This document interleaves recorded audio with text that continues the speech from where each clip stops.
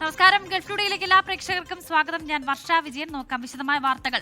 24 കണക്റ്റിലൂടെ Lulu group നിർമ്മിച്ച 10 വീടുകൾ കൈമാറി. തിരുവനന്തപുരത്തെ ചടങ്ങിൽ Lulu group chairman MA Yusuf Ali താക്കോൽദാനം നിർവഹിച്ചു.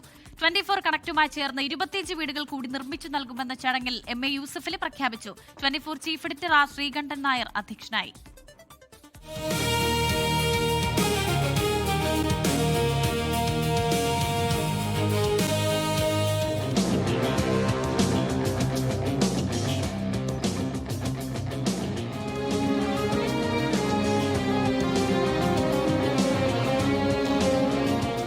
ഭവനരഹിതർക്കും അടച്ചുറപ്പില്ലാത്ത വീടുള്ളവർക്കും ഭവനങ്ങൾ ഒരുക്കുകയെന്ന 24 കണക്റ്റിന്റെ യത്നത്തിനൊപ്പമാണ് ലുലു ഗ്രൂപ്പും കൈകോർത്തത്. 10 കുടുംബങ്ങളുടെ വീടെന്ന സ്വപ്നമാണ് ഇതോടെ യാഥാർത്ഥ്യമായത്. തിരുവനന്തപുരത്ത് ഹയാത്ത് റിജൻസിയിലെ ചടങ്ങിൽ Lulu group chairman MA Yusuf Ali താക്കോലുകൾ കൈമാറി.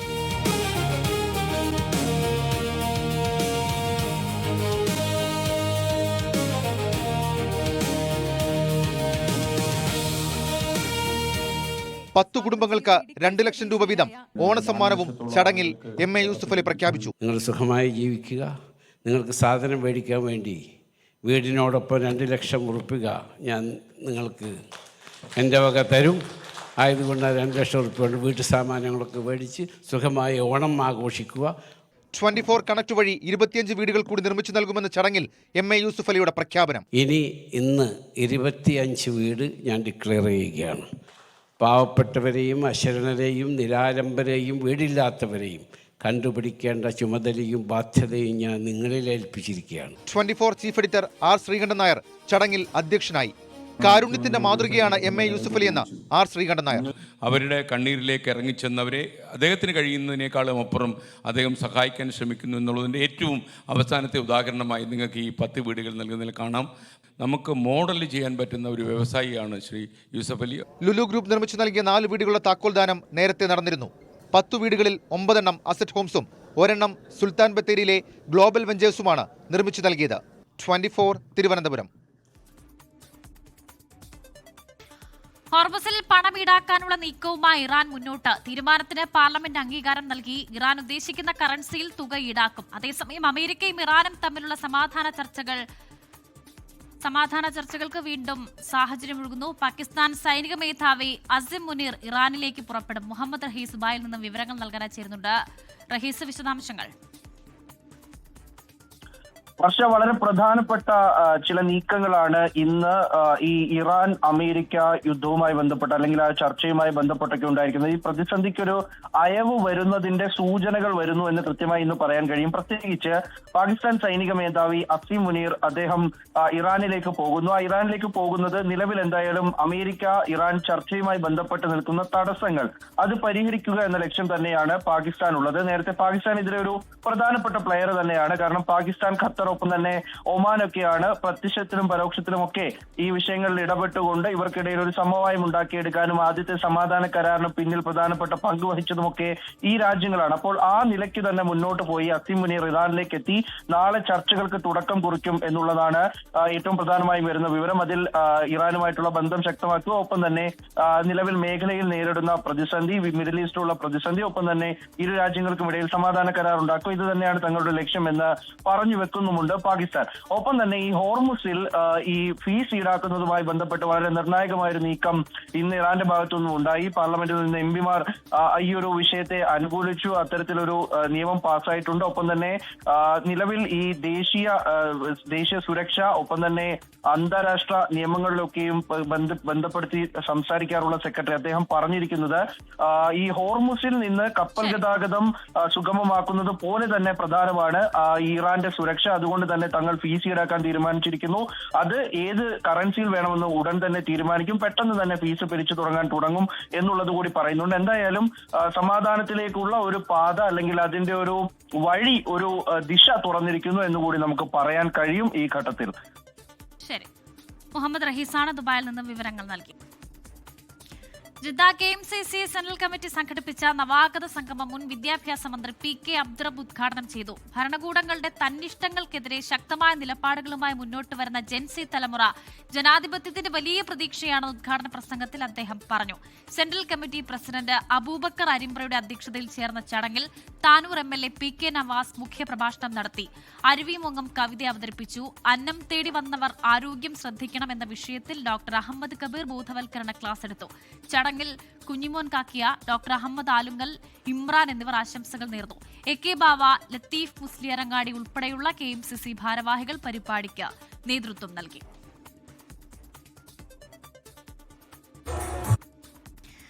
സൗദി അറേബ്യയിൽ പുതിയ അധ്യയന വർഷത്തിന് തുടക്കമായി. നമ്മൾ കഥയെഴുതുന്നു എന്ന പുതിയ മുദ്രാവാക്യവുമായാണ് വിദ്യാഭ്യാസ മന്ത്രാലയം വിദ്യാർത്ഥികളെ വരവേറ്റത്. റിയാദിൽ മാത്രം 16 ലക്ഷത്തിലധികം കുട്ടികളാണ് ആദ്യ ദിനം സ്കൂളുകളിൽ എത്തിയത്. 1 ലക്ഷത്തിലധികം അധ്യാപകരും ഇവർക്കായി രംഗത്തുണ്ട്. ഹായിൽ, ബാഹ, തബൂക്ക് എന്നീ പ്രദേശങ്ങളിലും ലക്ഷക്കണക്കിന് വിദ്യാർത്ഥികൾ ക്ലാസുകളിലെത്തി. ക്ലാസ് മുറികളും പഠന സാമഗ്രികളും മുൻകൂട്ടി സജ്ജമാക്കിയാണ് വിദ്യാലയങ്ങൾ തുറന്നത്. കുട്ടികളുടെ കൃത്യനിഷ്ഠയും രക്ഷിതാക്കളുടെ സഹകരണവും ആദ്യ ദിനം തന്നെ ശ്രദ്ധേയമായി. തിരുവോണത്തെ വരവേൽക്കാൻ നാടാകെ ഒരുങ്ങി. അവധി ദിനമായ ഇന്ന് മാർക്കറ്റുകളിൽ തിരക്കേറി. നാട്ടിൻപുറങ്ങളിൽ ക്ലബ്ബുകളും കുടുംബശ്രീകളും കേന്ദ്രീകരിച്ച് ഓണാഘോഷവും ഓണക്കളികളും പുരോഗമിക്കുകയാണ്. തിരുവനന്തപുരത്ത് ഓണം വാരാഘോഷത്തിന്റെ ഔദ്യോഗിക ഉദ്ഘാടനം നാളെ മുഖ്യമന്ത്രി നിർവഹിക്കും.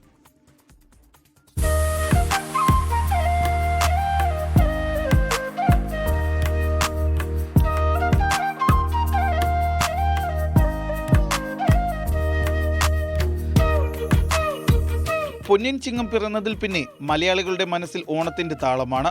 തിരുവോണത്തിന് 3 നാൾ ബാക്കി നിൽക്കെ നാടും നഗരവും ഓൺ വൈബിലാണ്. പരീക്ഷ കഴിഞ്ഞ കുട്ടികളും ഇറങ്ങിയതോടെ നാടാകെ ഓണാഘോഷം പൊടിപൊടിക്കുകയാണ്. ഇന്ന് ഞായറായതിനാൽ തന്നെ ഓണക്കളികളുടെ ആരവമായിരുന്നു എങ്ങും.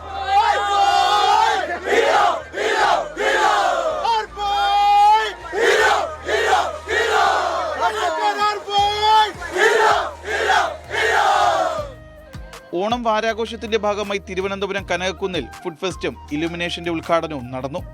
ശശി തരൂർ MP, മന്ത്രി K മുരളീധരൻ, മന്ത്രി PC വിഷ്ണുനാഥ് എന്നിവരാണ് പരിപാടികൾ ഉദ്ഘാടനം ചെയ്തത്. സർക്കാരും മാവേലിയും ഒരുപോലെയാണെന്നും എല്ലാവരും ഒരുപോലെ ജീവിക്കണമെന്നതാണ് സർക്കാരിന്റെയും മാവേലിയുടെയും ആഗ്രഹമെന്നും ശശി തരൂർ പറഞ്ഞു. ഉത്രാടപ്പാച്ചിലിനെ ഓർമ്മപ്പെടുത്തുന്ന തിരക്കായിരുന്നു പലയിടത്തും ഇന്ന്. അവസാനഘട്ട പർച്ചേസിനായുള്ള പാച്ചിലാണ് എല്ലായിടത്തും. എങ്ങനെയുണ്ട്? സാധനങ്ങൾക്കൊക്കെ വിലയുണ്ടോ? നല്ല വിലയുണ്ട്. സാധനത്തിന് വിലയുണ്ട്. ഓണൊക്കെ ഉഷാർ തന്നെ, കുഴപ്പമൊന്നുമില്ല. വലിയ കുഴപ്പം. സാധനത്തൊക്കെ വിലയാ, എല്ലാത്തിനും വില. മനസ്സാര എല്ലാം അങ്ങനെ സാധനം എല്ലാം വില തന്നെയാ. ഓണത്തിലെല്ലാം തയ്യാറായി. എല്ലാം സാമ്പാർ എല്ലാം ഇനിയിപ്പോ ഉത്രാടപ്പാച്ചിലുണ്ടോ? ഉത്രാടപ്പാച്ചിലുണ്ട്. അപ്പോഴും വരും. നമ്മൾ സാധനങ്ങൾ വാങ്ങണമല്ലോ. ഒത്തിരി സാധനങ്ങൾ വാങ്ങിയാലേ ഓണം നടക്കാൻ പറ്റും. ഇനിയുള്ള ദിനങ്ങൾ നാടും നഗരവും അണിഞ്ഞൊരുങ്ങും തിരുവോണത്തെ വരവേൽക്കാൻ. 24 ന്യൂസ്, തിരുവനന്തപുരം. UAE പ്രസിഡന്റിന് ആദരമർപ്പിച്ച് 1000-ലേറെ ആരോഗ്യ പ്രവർത്തകർ കൂറ്റൻ പൂക്കളമൊരുക്കി. അബുദാബി ബുർജിൽ മെഡിക്കൽ സിറ്റിയിലാണ് 250 ചതുരശ്ര മീറ്റർ വിസ്തീർണമുള്ള പൂക്കളമിട്ടത്. പ്രതിസന്ധികളെ മറികടന്ന് മുന്നേറുന്ന UAEയുടെ മനോഭാവത്തിനുള്ള സമർപ്പണമാണ് ഈ പൂക്കളമെന്ന് BMC CEO doctor Mojtaba Ali Khan പറഞ്ഞു.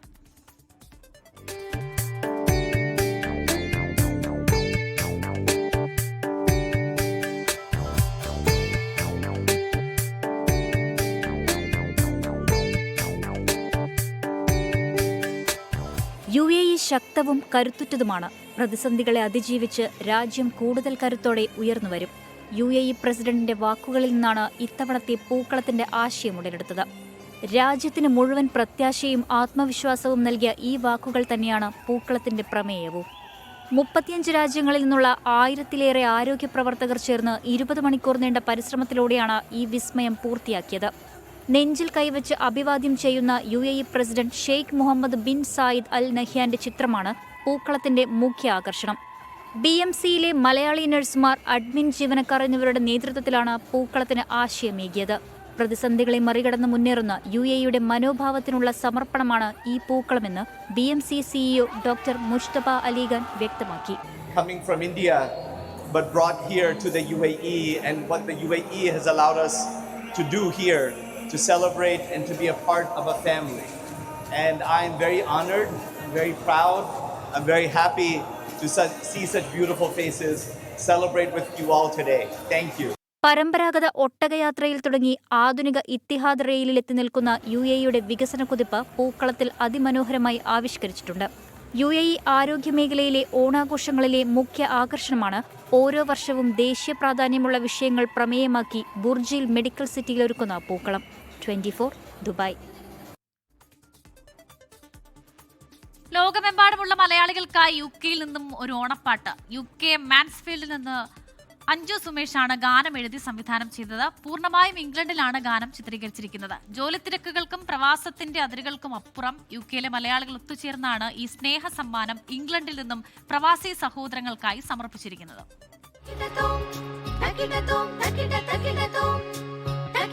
ഓണം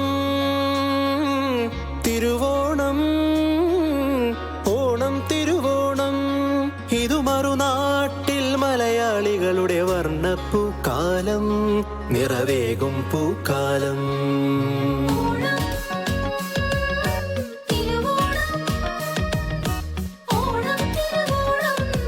ഇതു മറുനാട്ടിൽ മലയാളികളുടെ വർണ്ണപ്പൂക്കാലം, നിറവേകും പൂക്കാലം. ഓണം തിരുവോണം, ഓണം തിരുവോണം.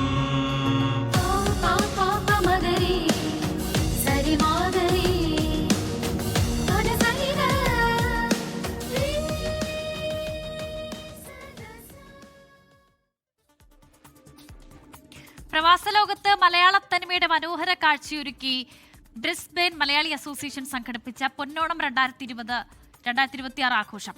പൂക്കളവും മാവേലിയും ഓണസദ്യയും മലയാളപ്പാട്ടുകളും ഒത്തുചേർന്നപ്പോൾ ഓസ്ട്രേലിയയിലെ ബ്രിസ്ബെയിൻ നഗരം ഒരു ദിവസം കേരളത്തിന്റെ ചെറുപതിപ്പായി മാറി.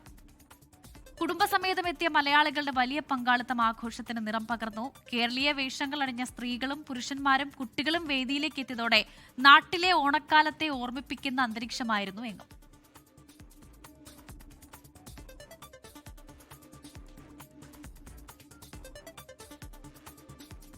ഇതോടെ ഗൾഫ് ടുഡേ പൂർണ്ണമാവുകയാണ്. Good night.